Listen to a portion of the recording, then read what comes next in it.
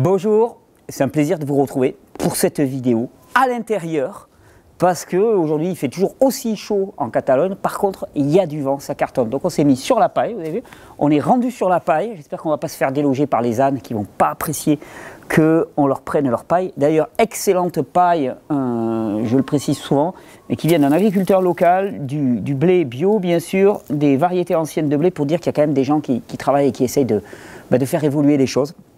Et je jubile à l'idée de faire cette vidéo parce qu'on va parler d'allergie alimentaire. Et je jubile comme chaque fois que je me retrouve face au démontage de modèles qui sont erronés pour reconstruire un modèle qui correspond, on va dire, qui colle à la simplicité du vivant. Et vous allez voir qu'en termes d'allergie alimentaire, la plupart de ce que l'on fait actuellement est juste totalement à côté de la plaque. D'ailleurs, ce qui explique que cela ne marche pas. Et peut-être même qu'on va se rendre compte que la finalité est que cela ne marche pas et que finalement les allergies perdurent telles qu'elles sont. Donc ça va être un beau sujet. Alors je sais que je vous avais promis des vidéos sur les antibiotiques, les vaccins, ils arrivent.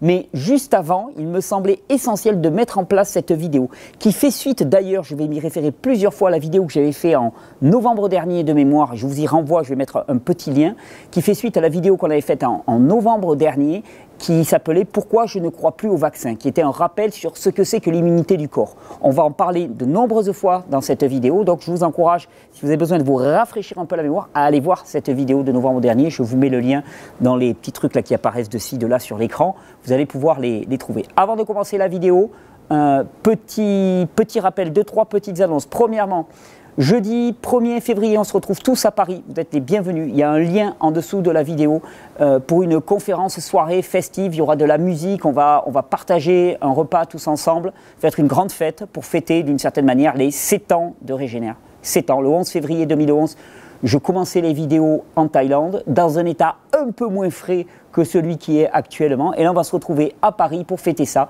le 1er février 2018. On était en 2018.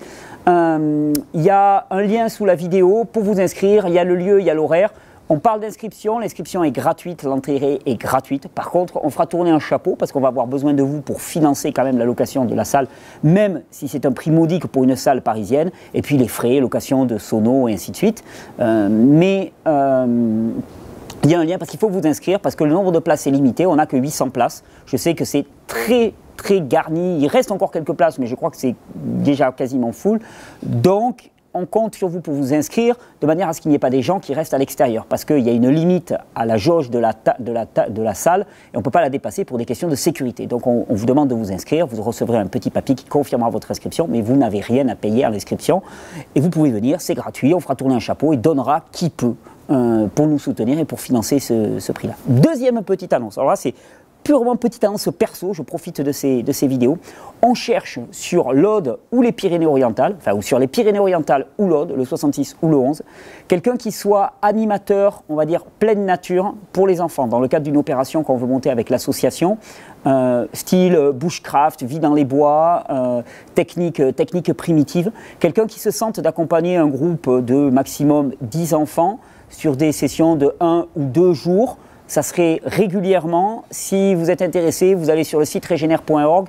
Si vous connaissez quelqu'un qui a des compétences, qui a vraiment un feeling avec les enfants et un feeling avec la vie dehors, la vie en pleine nature et les techniques primitives, eh bien, envoyez-nous son lien, son contact. Vous nous écrivez sur regener.org. Vous allez voir, il y a le formulaire de contact.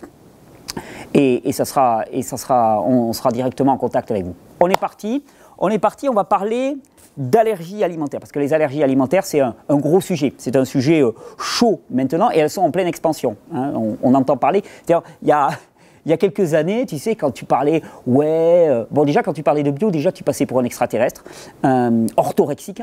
Mais quand en plus tu parlais de blé, de produits laitiers, et là, les gens te disaient, non mais c'est bon, t'as pète au casque, quoi. T'as un problème psychologique, va voir un psy, voilà, tu t'inquiètes pour des choses. C'était des gens un peu égocentrés, on va dire, d'une certaine manière, qui s'intéressaient à leur petit nombril, alors que la plupart des gens mangeaient, ils n'avaient pas de problème. Et puis finalement, de plus en plus maintenant, on voit sur les rayons des supermarchés, on voit un petit peu partout fleurir des produits sans gluten, sans produits laitiers, sans blé, sans arachides, sans œufs, sans tout ce qui est décrit comme des allergènes majeurs. Et c'est un marché en pleine expansion. D'ailleurs, pour vous le prouver, je suis tombé sur une petite étude. Alors, toujours pareil, j'ai une batterie d'études, histoire de faire scientifique, histoire d'être crédible, parce que sinon on n'avance pas, on n'est pas crédible. Et donc là, j'ai une petite étude. L'impact économique des allergies alimentaires chez les enfants aux États-Unis. Et ils ont montré, par exemple, que sur un an, c'est en 2015 ou en 2016, ça doit être encore pire maintenant, sur un an, le coût global de tout ce qui est lié aux allergies alimentaires, c'est-à-dire consultation, traitement spécifique, achat de produits alimentaires sans allergènes et ainsi de suite, ça représente, tenez-vous bien, à peu près 25 milliards de dollars. Milliards, hein, techniquement, milliards. Je ne sais pas si tu réalises, moi j'ai du mal à réaliser. 25 milliards de dollars. Donc c'est un marché juteux. Alors, tu vas me dire, ouais, ça coûte de l'argent. Ouais, mais ça en rapporte. Ça en rapporte énormément. Et je vais essayer de vous montrer dans cette vidéo, sans faire de conspirationnisme outrancier, que tout ce qui est fait actuellement ne va pas dans le sens de soigner les allergies. Et ça va être le point de départ. Hein, à la fin, on parlera, alors ça va être une vidéo en deux parties parce qu'on va comprendre comment ça se passe et ensuite, dans la deuxième vidéo, je vais vous proposer un plan d'attaque pour les enfants comme pour les adultes. Mais on va conclure cette vidéo en parlant de deux approches qui sont légion pour traiter soi-disant les allergies alimentaires. C'est premièrement l'éviction, enlever un produit, enlever le blé, enlever les produits laitiers. Et là, on te dit, ah ben, tout va bien. Et puis alors, le pire, c'est la désensibilisation. Et je vais vous montrer que ces deux approches sont tout sauf un soin des allergies. C'est-à-dire qu'on ne soigne pas et on ne guérit surtout pas les allergies en supprimant des aliments auxquels on est allergique ou pire, en faisant une désensibilisation.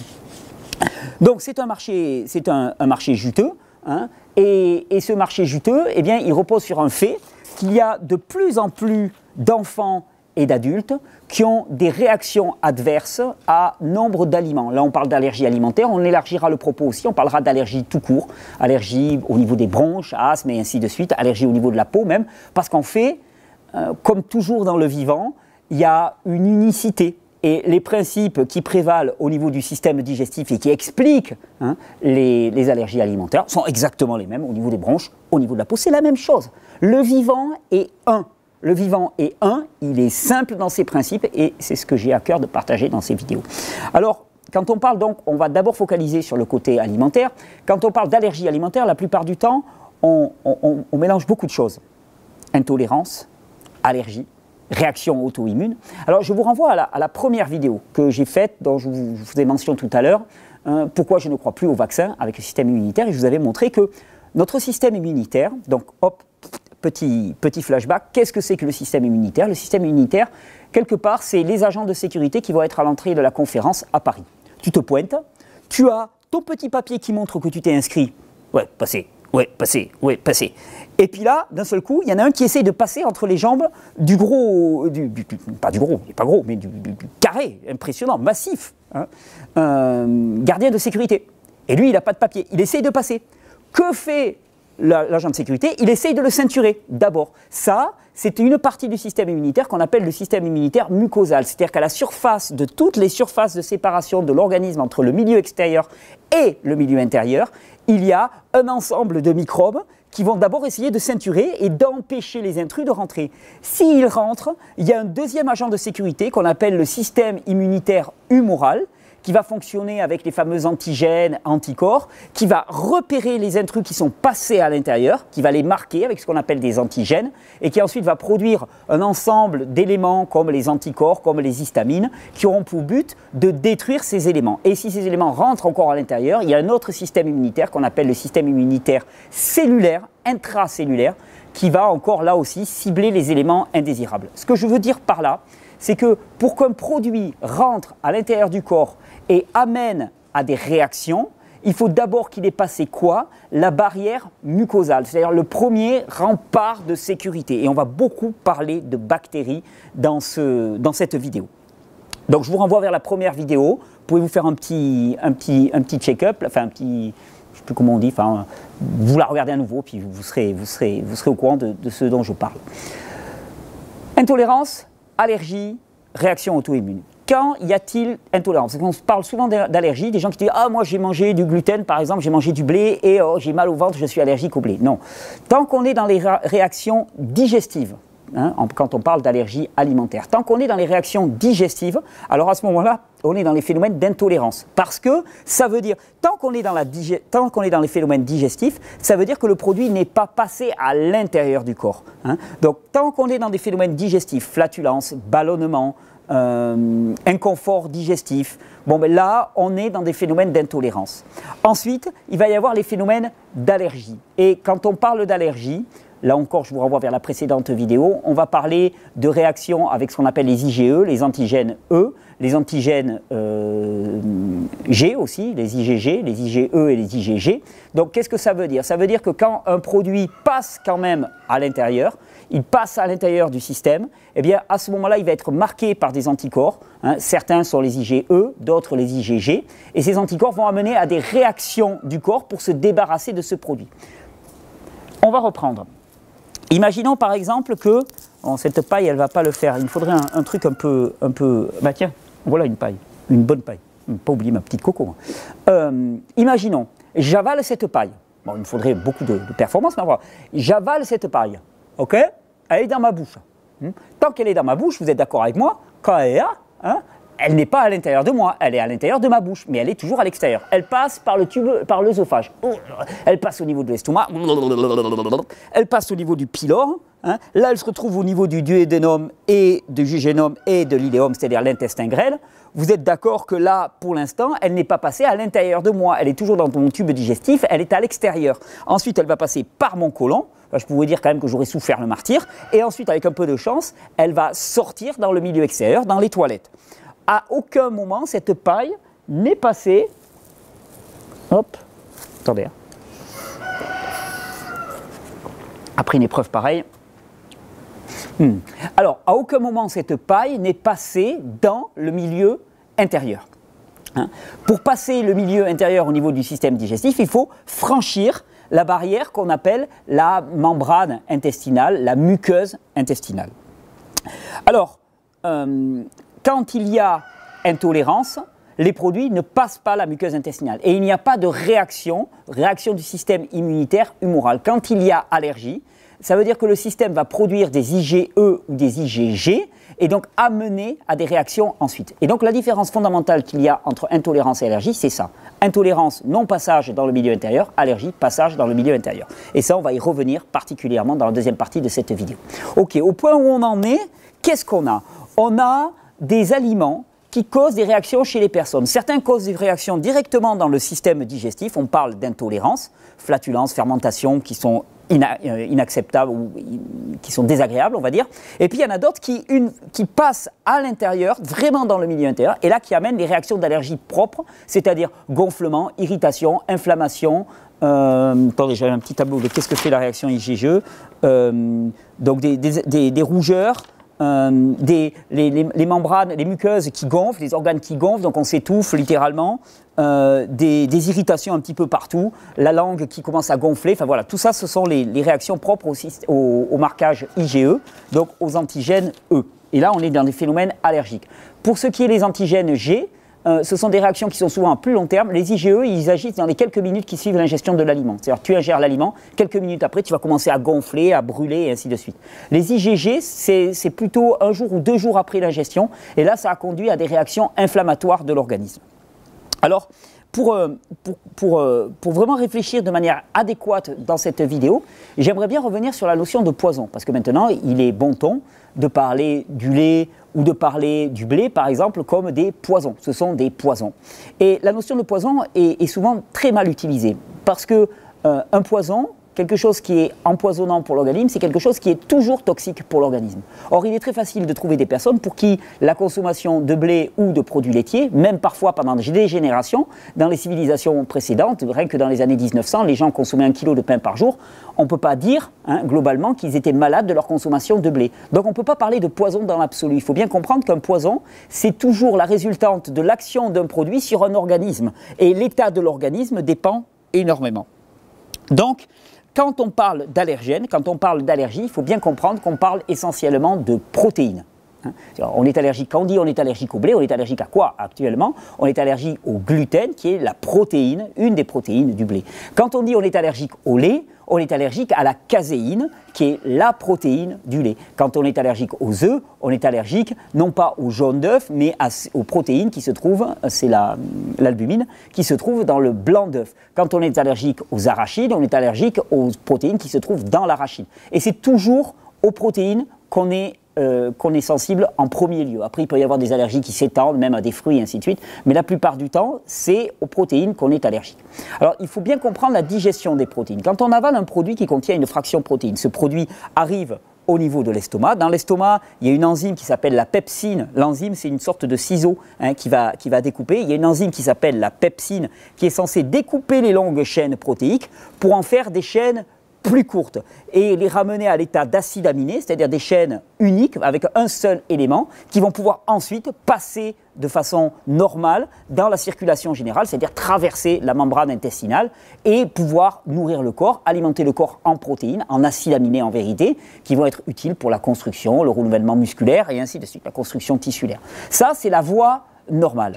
Or, il peut arriver que chez certains individus, il manque des enzymes. C'est-à-dire qu'il n'y a pas suffisamment d'enzymes pour décomposer ces longues chaînes protéiques et on se retrouve avec des longues chaînes protéiques au niveau de l'intestin grêle.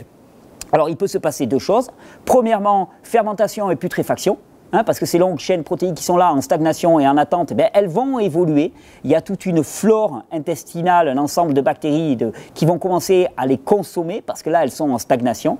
Et puis, il peut se passer un autre phénomène qui a été mis en lumière par le professeur Jean Seignalé dans les années 80, je dirais. Bien, il a montré, Jean Seignalé, que les intestins pouvaient être poreux. Et quand les intestins étaient poreux, eh bien, il laissait passer à l'intérieur, donc là vraiment dans le milieu intérieur, des fractions de protéines en particulier qui étaient non digérées. Et c'est quand ces fractions de protéines non digérées vont passer dans la circulation générale qu'elles vont être reconnues par le système immunitaire comme anormal, amener à la production d'antigènes E et d'antigènes G, IgE et IgG, et amener aux réactions allergiques dont on parle. Donc pour qu'il y ait allergie, il faut deux phénomènes en même temps. Premièrement, défaut de digestion complète des longues chaînes protéiques. Deuxièmement, perméabilité intestinale qui permet le passage à l'intérieur du système.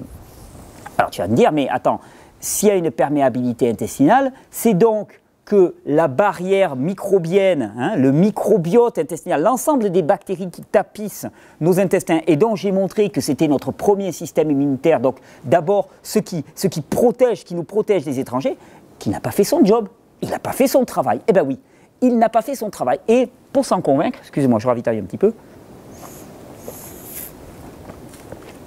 pour s'en convaincre, je vous ai sorti quelques petites études très intéressantes en matière d'allergie qui vont vraiment battre en brèche tout ce que vous pouvez penser sur l'allergie.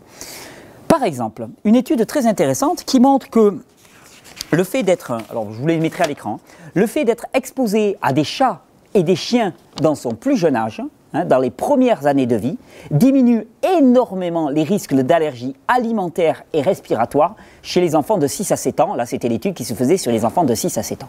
Et que peut-on imaginer? C'est qu'un chien ou un chat qui se balade dehors, il balade sa truffe un petit peu partout. Et je dirais, sans être scabreux, particulièrement dans les endroits où ça sent fort et où l'activité microbienne est importante. Il balade sa truffe. Et puis après avoir baladé sa truffe dans toutes les MERDE du quartier, qu'est-ce qu'il fait? Il arrive, et puis il y a le petit bébé qui est à terre, je connais bien ça à la maison, on a un petit bébé, on a un chien, on a des chats aussi, on a des tas d'animaux, et puis qu'est-ce qu'il arrive? Et la grosse léchouille. Alors surtout, tu dis, ah, c'est dégueulasse, c'est pas bon, et en plus il a mis sa truffe partout et tout, c'est dégueulasse. Oui, il n'empêche que ton enfant, il a beaucoup moins de risques d'être allergique. Alors dans ta tête, tu dis, voilà. Donc l'exposition à énormément de souches bactériennes est plutôt un facteur favorable. Bah oui, c'est un facteur très favorable, et d'ailleurs il y a d'autres études, par exemple, l'exposition à un environnement de ferme. Alors c'est quoi un environnement de ferme globalement? Je ne vais pas te faire le tour de la maison, mais c'est les cacas de poules de ci, de là, c'est les chats, les chiens, le crottin, nous on a des ânes là, le crottin des ânes qui est à certains endroits et tout, c'est une vie bactérienne intense, parce que là où il y a des déchets, là où il y a des excréments d'animaux, il y a une explosion de vie bactérienne. Eh bien, L'exposition à un environnement de ferme dans l'enfance réduit drastiquement les risques d'asthme et d'allergie alimentaire. Encore une autre, exposition to farming in early life and development of asthma and allergy. Donc encore une étude générale sur je ne sais plus combien d'enfants, des enfants qui étaient âgés de 1 à 5 ans, et qui montre que plus les enfants sont confrontés à un environnement de type rural, donc j'en déduis riche en microbes, et moins ils ont de risque d'être allergiques et de développer des phénomènes d'allergie. C'est intéressant ça quand même. Et même un truc très intéressant quand on parle de poison, eh bien ils ont trouvé une corrélation inverse, hein, ça veut dire que plus tu vas faire ça, moins tu vas avoir de réactions. Ils ont trouvé une corrélation inverse entre la consommation de lait frais non pasteurisé, donc de lait de ferme, hein, et les phénomènes allergiques dans des populations à travers l'Europe. C'est une étude qui datait de, je ne me souviens plus, mais elle n'est pas ancienne, hein, elle n'est vraiment pas ancienne. Ce qui veut dire par là, c'est que le lait qui est décrit comme un poison majeur, s'il est non pasteurisé, c'est-à-dire riche de souches microbiennes, ben ça peut être un formidable allié pour permettre que les enfants n'aient pas de phénomène d'allergie, et allergie alimentaire et allergie respiratoire. Donc effectivement, là on est vraiment sur la piste bactérienne, hein, essentiellement. Et effectivement, je vous l'ai dit au départ, ce qui fait la différence entre l'intolérance et l'allergie, c'est le fait que les produits ne passent pas dans le milieu intérieur. Et s'ils ne passent pas, c'est parce qu'on a un rempart bactérien dès le départ qui est bien installé. Et toutes les conditions sanitaires qu'on nous montre actuellement, comme le nec plus ultra de l'individu au XXIe siècle, vous savez, tout aseptisé, tout propre, quoi. On se croirait sur une table de labo de chimie, quoi. C'est nickel, ça brille. Ben ça, c'est impropre à la vie. C'est-à-dire que détruire la vie, sous toutes ses formes, détruire les bactéries et les microbes qui sont la vie. Hein. C'est nous-mêmes. On est... Hop, là, attendez, les petits papiers qui s'envolent. On est cette vie-là. Hein. Eh bien, détruire cette vie-là, c'est se détruire soi-même.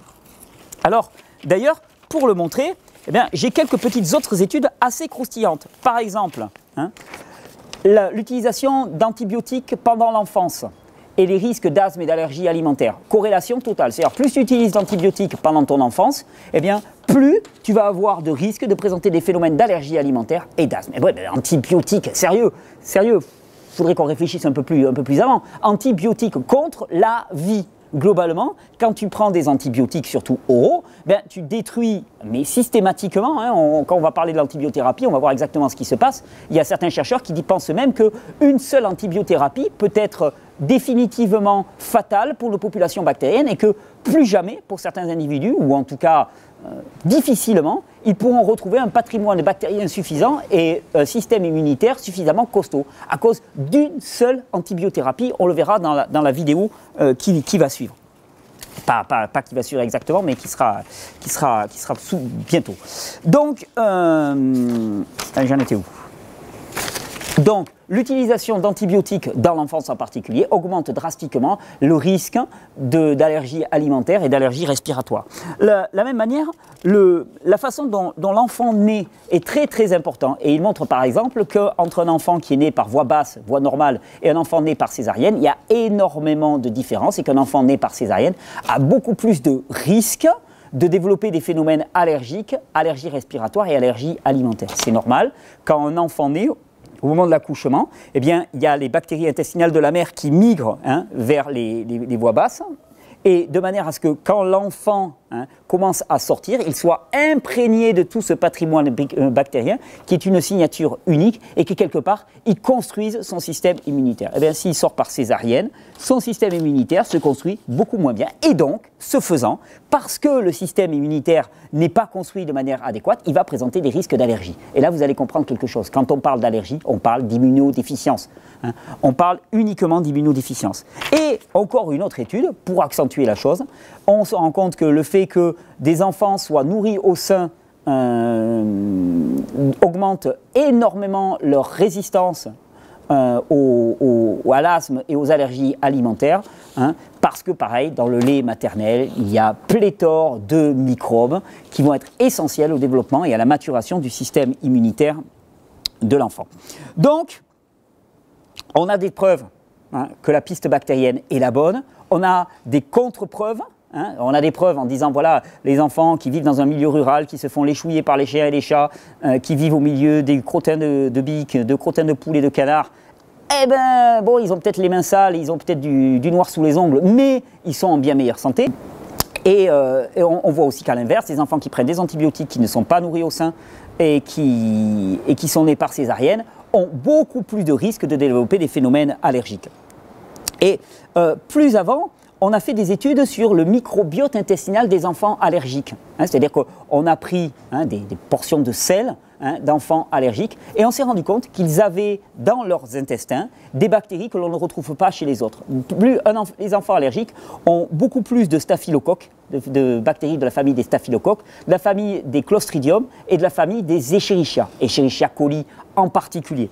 D'ailleurs, ils ont fait une étude que je vais vous montrer sur la microflore intestinale d'enfants allergiques de 2 ans en Estonie et en Suède. Et ils montrent que ces enfants ont un profil bactérien et microbien très particulier. Là encore une étude, Distinct Patterns of Neonatal Gut Microflora, donc des populations microbiennes différentes sur les enfants qui ont des phénomènes d'allergie alimentaire et ceux qui n'en ont pas. Et comme je vous disais que les enfants qui présentent des allergies alimentaires ont plus de staphylocoques, d'Escherichia et de Clostridium et moins finalement de lactobacilles et de bifidobacteria, des bactéries bifidobacteria. Donc, la piste intestinale et microbienne est certaine. Plus un enfant a un patrimoine bactérien riche, diversifié, moins il va être sensible aux allergies. Quand on parle de phénomène d'allergie, on parle avant tout de défaut de la barrière intestinale. Il faut bien comprendre, c'est que les intestins sont faits d'une paroi extrêmement fine. On appelle ça les cellules épithéliales, qui vont séparer le milieu extérieur, là où circulent les aliments, du milieu intérieur, le sang. Il n'y a de réaction allergique que quand c'est passé dans le sang. L'épaisseur est micromillimétrique. Donc c'est une épaisseur extrêmement fine. Et devant cette épaisseur de cellules, il y a un ensemble de microbes qui, eux, par contre, vont jouer le rôle de gardien. Quelque part, si tu veux, tu as un fin rideau, un fin voile qui sépare le milieu extérieur du milieu intérieur, mais heureusement, le vivant est bien construit. Devant ce fin rideau qui, lui, est facilement passable, eh bien, il y a un service de sécurité qui est très important. Quand on parle de système intestinal poreux, de porosité intestinale, on parle avant tout d'un système microbien défectueux, un système immunitaire microbien défectueux et aussi une faiblesse dans les jonctions qui joignent les cellules épithéliales. On appelle ça la jonction serrée. Mais ce n'est pas simplement un défaut mécanique, ce n'est pas simplement une porosité mécanique. C'est avant tout le système microbien qui fait défaut. Et il fait défaut pourquoi ? On le passera en revue dans la vidéo suivante, comment restaurer, comment régénérer quelqu'un qui présente des allergies alimentaires et respiratoires. On va glisser sur le phénomène respiratoire ensuite, mais il faut bien comprendre que l'ensemble de ces bactéries, j'ai perdu mon fil, que l'ensemble de ces bactéries sont avant tout des agents de protection. C'est-à-dire qu'ils produisent énormément de bactéricides, ils produisent énormément d'antibiotiques, eux-mêmes produisent des antibiotiques de toute façon, ils participent à la digestion, à la décomposition des longues chaînes, donc globalement, ils jouent ce rôle-là.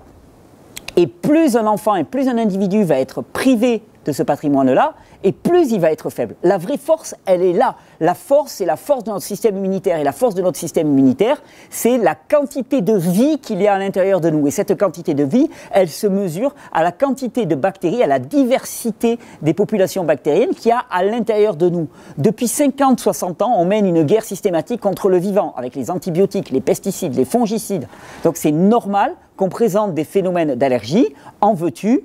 En voilà. Et d'ailleurs, on parle de perméabilité intestinale, mais on n'a fait que très peu d'études actuellement. On pourrait étendre ça, perméabilité bronchique. C'est exactement la même chose. Si un individu présente des réactions au niveau respiratoire, c'est qu'il y a des éléments dans l'air qu'il absorbe, qui ne sont pas arrêtés par l'ensemble des microbes qui se trouvent à la surface de ces bronches. Et pourquoi est-ce qu'ils ne sont pas arrêtés ? Parce que l'ensemble de ces microbes sont partis en vacances. Ils ne sont plus là. Ils ont été détruits, abîmés par stress, pesticides, fongicides, antibiotiques, en grande partie. Donc alimentation et rythme de vie, alimentation et rythme de vie, alimentation et rythme de vie. On en revient toujours et uniquement à la même chose. Je crois qu'il va y avoir une petite coupure de caméra. J'ai encore mes petits problèmes de caméra. On va bientôt changer les caméras. Il va y avoir une petite coupure de caméra. On coupe, je me prends un coup de coco et on reprend tout de suite. Ça clignote, c'est pas bon signe. Quand c'est rouge et que ça clignote, pas bon. Allez, ça y est, on a 30 minutes de plus entre nous. Donc, on répète, on revient. J'aime bien résumer dans les vidéos. Je sais que je me répète, mais je pense que c'est essentiel pour comprendre et détruire les anciens modèles. Parce qu'on te dit, tu es allergique au blé, eh bien, il suffit d'enlever le blé. Tu ne soignes pas une allergie alimentaire au blé en supprimant le blé. Tu as simplement supprimé le blé. Il faut bien comprendre que ton allergie alimentaire, c'est un symptôme. Ce n'est pas un problème en tant que tel, c'est un symptôme, c'est un signal. Et ce signal, si tu sais le comprendre, il te dit ton système immunitaire est défaillant. Toi, tu te dis, ah ben, le blé révèle que mon système immunitaire est défaillant, j'arrête le blé, et quoi? Tu crois que ton système immunitaire, il s'est retapé pour autant? Et tous ces naturopathes, et j'aime beaucoup les naturopathes, je vous aime d'ailleurs, hein, et j'ai beaucoup d'affection pour vous, mais la plupart des naturopathes sont des symptomatologues. Je ne dis pas toi tu es un bon naturopathe, mais la plupart des naturopathes sont des symptomatologues. C'est-à-dire qu'ils croient que parce qu'ils ont supprimé le symptôme, ils ont guéri la maladie. Quelle arrogance, quelle prétention et surtout quelle erreur.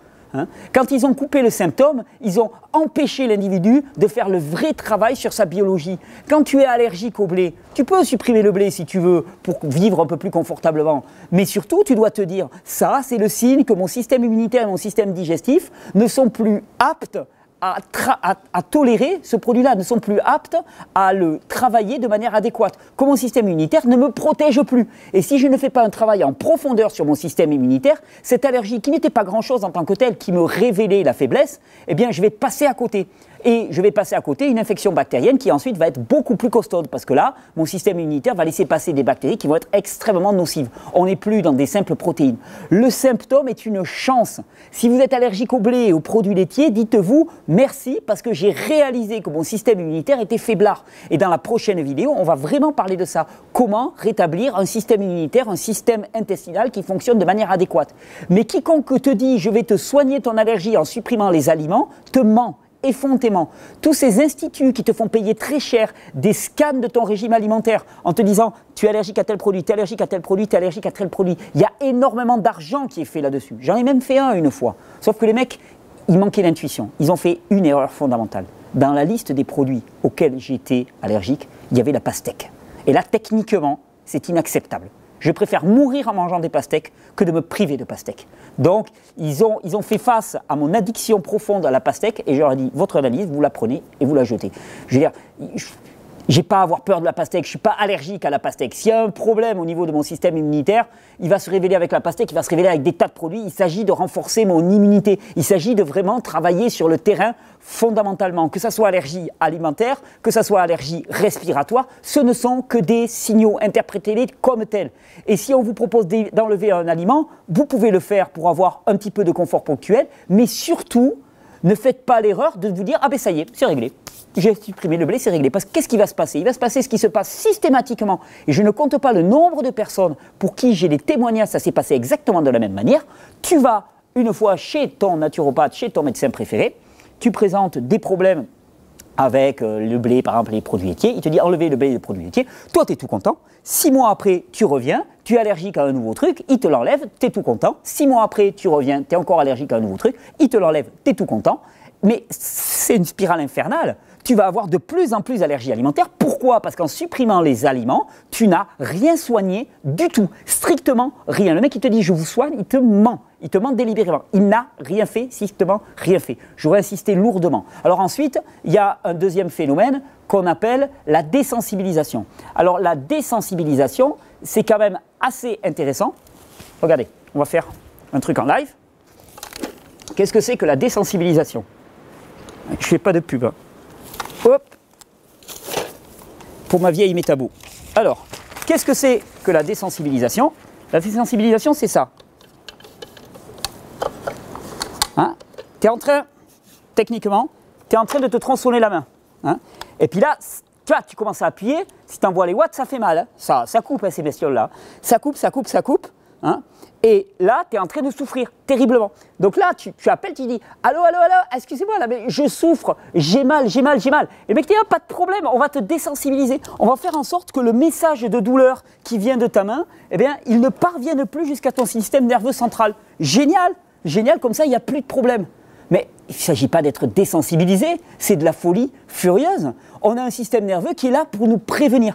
Il faut bien comprendre que le mal absolu actuellement qui nous conduit à avoir un état de santé déplorable, c'est cette théorie, mais frauduleuse, de la symptomatologie, de penser que les symptômes sont le problème. Si tu as mal, c'est un signal. Il ne s'agit pas de supprimer la douleur en coupant la douleur, il s'agit de faire en sorte que la douleur disparaisse parce que la problématique sous-jacente a été résolue. J'insiste lourdement dans cette vidéo, très lourdement. Mais le cas des intolérances alimentaires et des allergies alimentaires est essentiel. Si tu as une intolérance ou une allergie alimentaire, c'est parce que tu digères mal, c'est parce que tu as une porosité intestinale ou une porosité de toutes les autres muqueuses. Et on va voir dans la prochaine vidéo comment résoudre ça.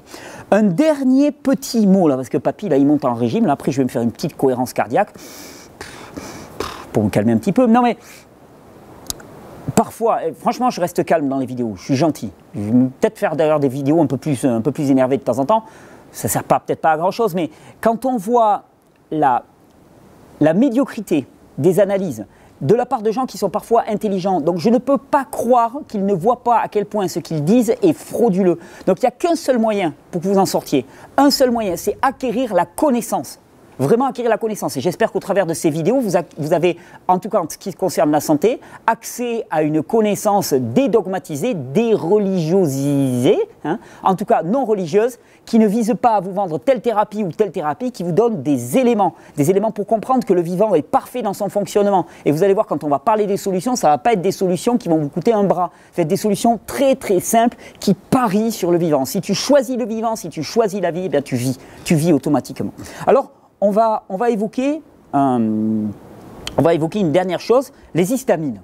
Hein, quand on parle d'allergie alimentaire, on parle automatiquement d'histamines. Que sont les histamines? Les histamines, ce sont des neurotransmetteurs, hein, des produits qui agissent. Wow, ça souffle là dehors, je ne sais pas si vous l'entendez. Ce sont des produits qui agissent, ce sont des éléments qui agissent dans le système nerveux. Et ce sont des neurotransmetteurs qui permettent une réaction du corps suite à la production d'IgE et d'IgG.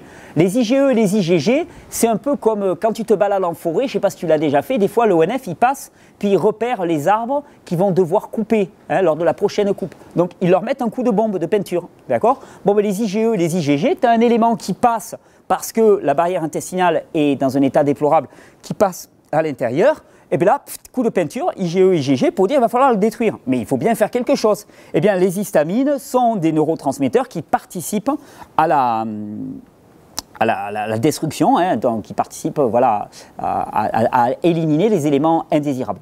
Bon, les histamines font bien d'autres choses. Elles participent par exemple à la production d'acide chlorhydrique au niveau de l'estomac ou à la construction des muscles du squelette. Hein, donc c'est d'autres trucs. Et d'ailleurs c'est assez rigolo parce que des personnes qui vont présenter des niveaux d'histamine trop importants, vous comprenez bien que s'ils présentent des niveaux d'histamine trop importants, c'est simplement parce que leur système immunitaire est un petit peu faiblard et parce qu'il y a des fractions protéiques non digérées qui passent à l'intérieur de la circulation. Qu'est-ce qu'on va leur donner? On va leur donner des antihistaminiques. Mais c'est rigolo, les histamines participent directement à la production d'acide chlorhydrique par l'estomac. Si tu prends des antihistaminiques, tu produis d'autant moins d'acide chlorhydrique, tu vas d'autant moins digérer et tu vas présenter d'autant plus de phénomènes d'allergie. Tu comprends un peu la logique derrière ça? Ouais, c'est la logique du pire. Ouais, c'est exactement ça, c'est la logique du pire. Donc, les histamines, ce sont des agents qui vont participer à la réaction allergique. Là aussi, une surproduction d'histamine n'est pas un problème en soi, c'est un symptôme. Symptôme que quoi? Symptôme que ton système est en alerte parce qu'il y a de la porosité, il y a tes remparts qui sont poreux, les remparts qui protègent le milieu intérieur qui sont poreux et qu'il y a énormément d'éléments indésirables qui sont en train de rentrer à l'intérieur et qu'il s'agit maintenant de prendre les bonnes dispositions pour réparer cela. Alors la vraie question qu'on se pose, c'est est-ce qu'on masque les phénomènes ou est-ce qu'on répare vraiment? Dans l'épisode numéro 2, qui va suivre sous peu, vous allez voir comment je peux vous proposer de réparer tout cela. Et je suis vraiment content de partager cela. Je vous l'ai dit en début de vidéo, je jubile littéralement. Oui, pourquoi? Parce que si vous avez saisi ce qu'il y a dans cette vidéo, vous allez comprendre quel est le vrai travail à faire. Vous allez me dire, oui, mais c'est tellement simple de supprimer le lait et le produit laitier. Mais tu peux les supprimer, c'est pas un souci. Hein. Ça va supprimer les symptômes pendant un temps. Mais si tu oublies le travail sur le terrain, eh bien à ce moment-là, tu auras complètement raté la cible. Et si tu veux vraiment faire un travail vers la santé et te libérer, t'autonomiser de tous ces systèmes qui s'enrichissent sur ta maladie, globalement, eh tu ne peux pas faire l'économie d'un minimum de connaissances. Et j'espère que c'est ce qui est partagé dans ces vidéos. Je fais un petit coup de pub aussi, je l'ai toujours sur moi. S'il y en a qui veulent aller plus loin et accéder à l'intégralité du cours qui est partagé dans les stages de 6 jours, je vous rappelle que l'association Régénère, je précise, parce qu'alors tout de suite, il y a les vierges effarouchées là, qui sont montées en régime. On dit « Ah, Titi, il va encore des trucs et tout ». C'est l'association Régénère, respire gros, c'est l'association Régénère, d'accord? Eh bien l'association Régénère vend une clé USB pour la modique somme de 100 €. Tu as plus de 25 heures de cours dedans et tu as l'intégralité de ce qui est partagé dans les stages. Je sais, c'est pas cher, je suis d'accord avec vous par rapport au contenu du stage. Et donc, ça permet d'approfondir les vidéos. Je donne tout dans les vidéos, je donne tout là-dedans. Et les deux associés, ben, ça marche encore mieux. Je vous souhaite une bonne régénération. Prendre une bonne petite coco. Comme quoi, on peut apprendre la physiologie avec la scie à onglet. Hein. Et ça peut être saignant d'ailleurs. Mais vraiment... J'espère que vous saisissez vraiment ce qui est partagé dans ces vidéos. C'est vraiment important pour qu'on arrête de se faire balader complètement par les théories frauduleuses. Et on se fait balader par les théories frauduleuses tant qu'on est obsédé par le symptôme. Libérez-vous de votre symptôme, libérez-vous de l'obsession, de la tyrannie du symptôme, et à ce moment-là, vous aurez fait un vrai pas vers la santé. Je vous souhaite une bonne régénération. Normalement, la suite, on va l'enregistrer demain. Le vent aura baissé. On pourra aller se mettre tranquillement en pleine nature. Je suis ravi de partager tout cela avec vous en vidéo. Je vous donne rendez-vous le 1er février à Paris, à la capitale, pour une grande fête, une grande soirée de réjouissance et de partage. Et je relance mon annonce. Il y a des gens dans le 66 ou le 11 qui sont animateurs pleine nature pour les enfants ou qui ont à cœur. Vous n'avez pas besoin d'être diplômé. Si vous avez vraiment des compétences là-dedans, écrivez-nous, on a besoin de vous. Bonne régénération.